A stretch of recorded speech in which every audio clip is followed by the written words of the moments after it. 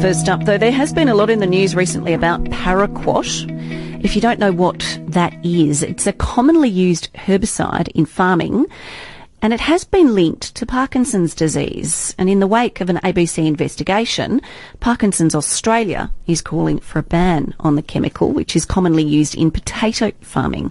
Olivia Nassaris is the CEO of Parkinson's Australia. Olivia, good afternoon. Hi, Prue. So what has prompted this call for a ban? Look, I think Australia has to follow suit with the 67 countries around the world that have already banned paraquat. It's banned in Europe, UK, China. You know, we did the same thing with tobacco. We knew that not every smoker got lung cancer, but there was enough for it, you know, for us to impose some, you know, limitations on where you could smoke and increasing the cost of cigarettes. We're doing the same. What we're saying is not everyone that's going to use, you know, paraquat will get Parkinson's, but toxins like paraquat will increase your risk of developing Parkinson's, and we don't want anyone to develop Parkinson's. Do you know, Olivia Nassaris, whether those 67 countries have made that ban on the basis of the link between paraquat, or the supposed link between paraquat and Parkinson's, or on other grounds?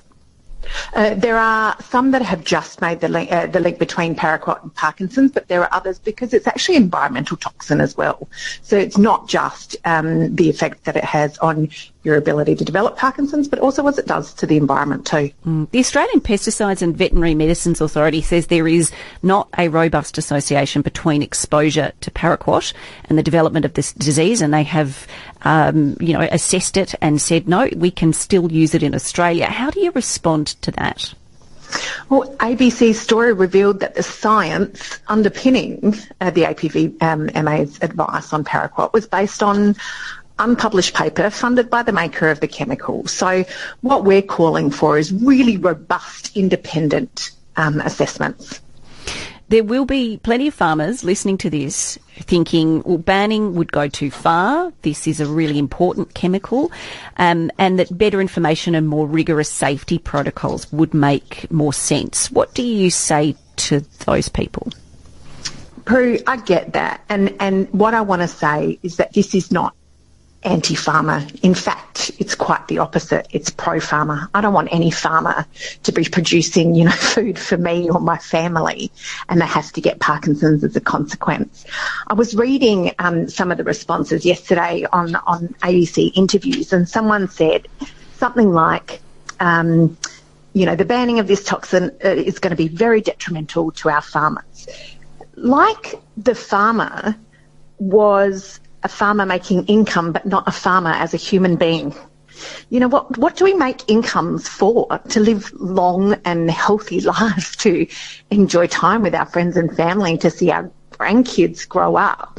What we're saying is that there are ways and means of changing practices. We've seen it happen systemically before. The hospitality industry we're crazy scared about what was going to happen when they banned cigarettes in sporting events, in pubs and clubs. We've all seen now that that's fine. We need to work with the government, and the government should provide support for changing these practices so we can protect our farmers.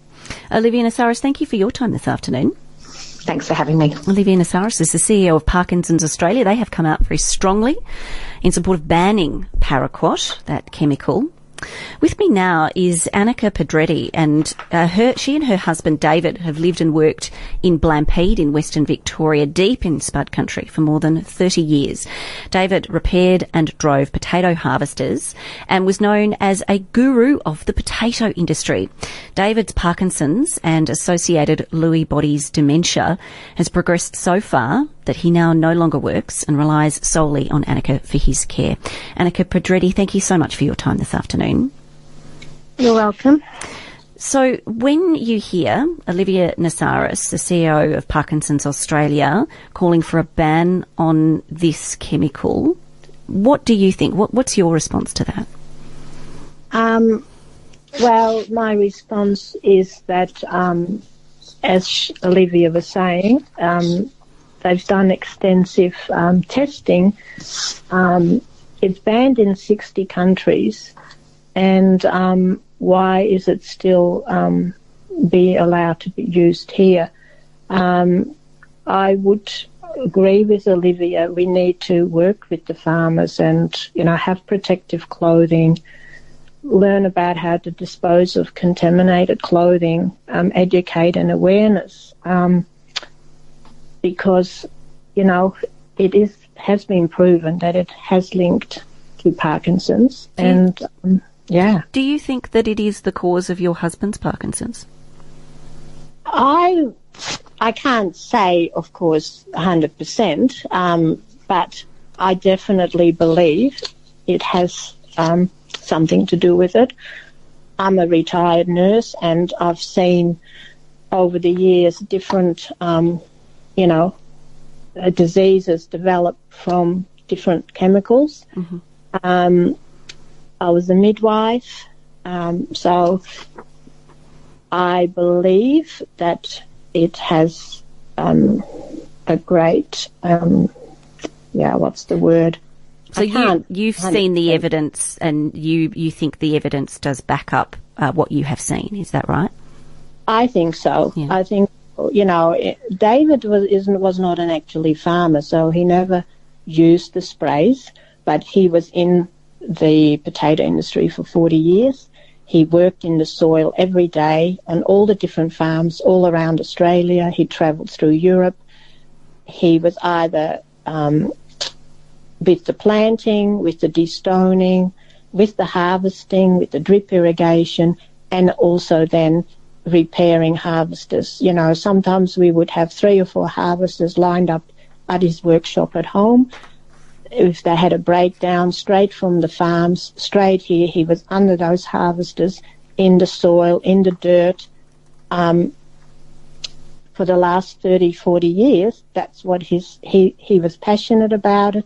He loved all the aspects of the potato industry, and he never wore any protective clothing. He never had machines cleaned before he worked on them. So when he was first diagnosed, that was my first thought. And when I heard of all the other farmers in the district diagnosed with Parkinson's as well, we're like, well, it has to be something with the chemicals. I've always felt that, but it's not for me to prove that, but that was my initial thoughts. So I think the ABC report also established that there is a Parkinson's cluster in your part of Victoria, which is, of course, a potato farming area. Could you explain to us, Annika, what it is like for David living with Parkinson's and Lewy bodies at the moment? Oh, it's very difficult. It's sad, of course, for him. He's not able to look after himself anymore. I'm his carer. He used to be a man that could fix anything and do everything, and now he's not able to do any of that. He needs someone by his side, all the time, and he needs assistance with daily tasks. I have just put a team together for support for the family, and with the doctors have created a carers team so that we can all do the best we can to look after him. Mm-hmm. And it's very upsetting for him and the family. And what is his prognosis? Well, with Parkinson's and the Lewy body dementia, everyone is different. So you can't predict what's going to happen or the time that it's going to happen in, because it's a disease where it's so different in every person, even the ones in this district or within 20-kilometre radius. They all have different symptoms and different problems. Yeah. David having the Lewy body dementia with it as well, that's like a double whammy.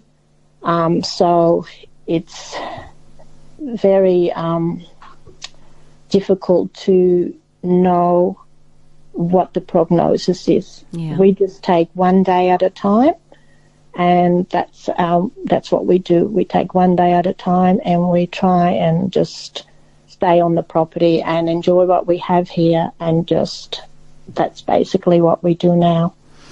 Annika, good luck to you. Thank you so much for sharing your story with us this afternoon.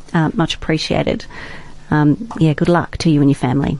Thank you very much. Thank you. That's Annika Pedretti, who cares for her husband, David, who has developed Parkinson's and Lewy bodies dementia. There is an ABC report which has unearthed research linking Parkinson's and the use of this chemical paraquat, which is widely used in the potato industry. However, the APVMA, which is the Australian regulator, said that there is no robust association between exposure to paraquat and the development of Parkinson's disease when used in accordance with the label directions. So they maintain their position on that and the efficacy of that in the Australian context. It's 17 minutes past 4 here on ABC Statewide Drive. It's time for our nostalgic classic. Now let's change gears a little bit. Today we are honouring the legacy of the one and only Johnny Cash, who on this day in 2003 left us at the age of 71. And of course, he left a legacy of foundational music, rockabilly, folk, country, blues. He became known as the Man in Black and released nearly 100 albums and more than 150 singles. And I thought, let's play this one.